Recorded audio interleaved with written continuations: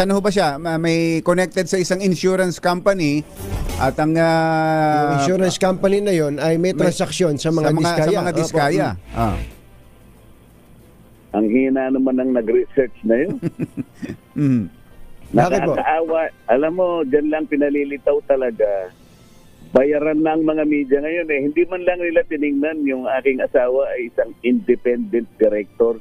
Hindi man lang nila ni-research. Ano bang ibig sabihin ng independent director? Ang independent director ay hindi ka magpo-qualify kapag ka ikaw ay may kamag-anak doon sa may-ari. At kung ikaw ay may-ari, halimbawa meron kang pag-aari doon. At meron kang kakilala sa mga namiminuno doon at nagpapasya lahat doon. Hindi ganun ang independent director. Dapat independent ka. Ang katungkulan mo lang, i-protect yung minority shareholders at saka paminsan-minsan humahatol ka sa good governance, yung objectivity ng kanilang pagpapasya. Pero kahit kailan, wala kang pagmene-ari doon, wala kang kinalamanan kung sino man yung mga may interest doon.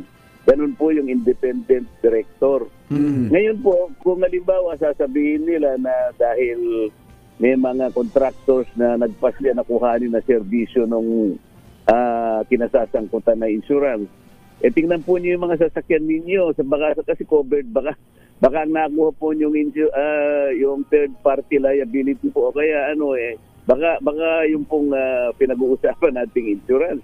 Ibig ba sabihin pati mga sasakyan niyo may problema na rin?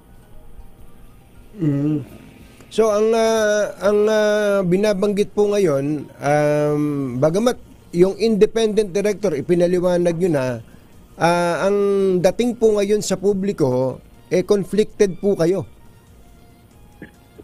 Yun po yung gusto nilang palabasin. Pero palagay ko naman sa pamamagitan po ng mga programang katulad ninyo, ay papaliwanag kahit unti-unti, mahimasmasan po yung mga nag-iisip ng kung ano. Lalong-lalo na yung merong motibo rito. Meron kami kasing nakitang koneksyon sa mga naninira na yan. Siguro sa mga susunod na araw, ibubulgar din natin. Dahil nga, ang kagustuhan lang nila ay makapanira kahit sa anumang paraan. Hindi man lang nila isasaalang-alang na wala namang koneksyon yung pagiging independent director ng aking may bahay. Oo.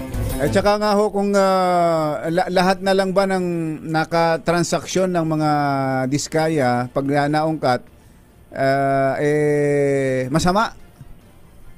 Ganun ho yata.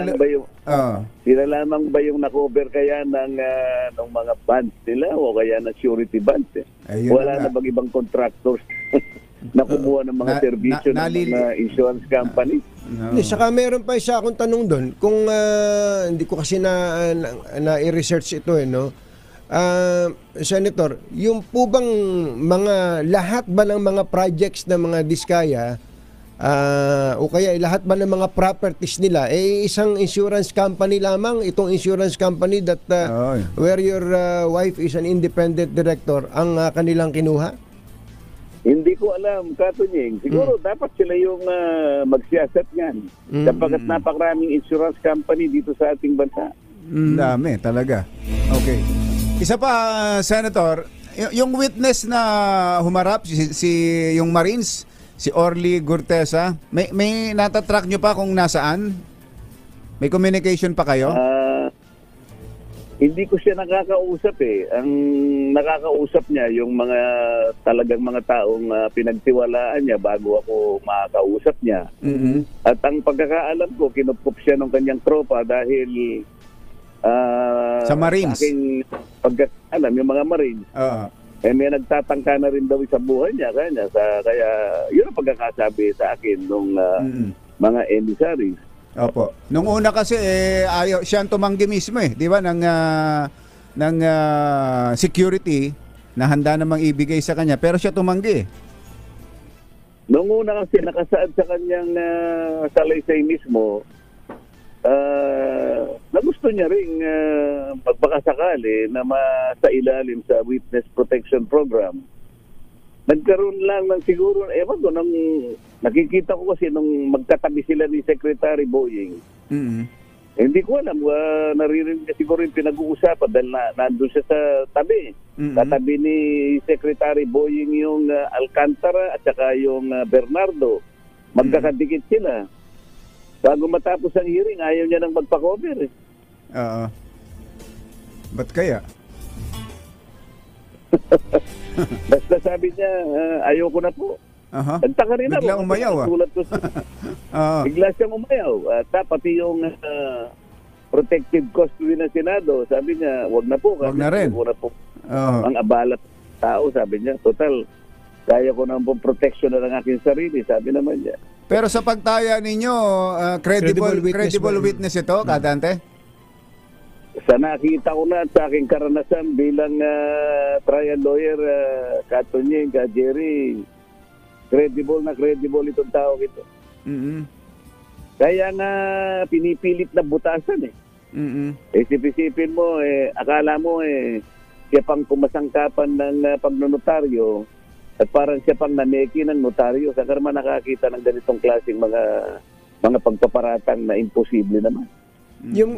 Bago lang po natin puntahan yung notaryo, Senator, meron po bang mga nabanggit sa inyo itong si Gutesa na halimbawa video o picture na pwedeng magpatunay o o kayo mga kasama niya na pwedeng mag-corroborate sa kanyang mga statements? Tinanong ko nga sir dyan dahil meron siyang sinabing thread Sabi niya, umalis na po ako sa thread nung magpasya po akong gawin ito kasi nahihiya po ako sa mga kasama ko. Ang usapan kasi namin, kung lalabas ako, ay magkakasama kami. Yun ang kanyang binanggit. Kaya lang po dahil ang dami pong dapat na isipin, sabi niya, nagpasya na po ako na ako na lang muna po para wala na pong maraming ma-involve, sabi niya sa akin. Yung pong tungkol naman sa notaryo, paano raw po ba nagpanotaryo to si Gutesa? Pumunta siya doon sa opisina ng notaryo publiko?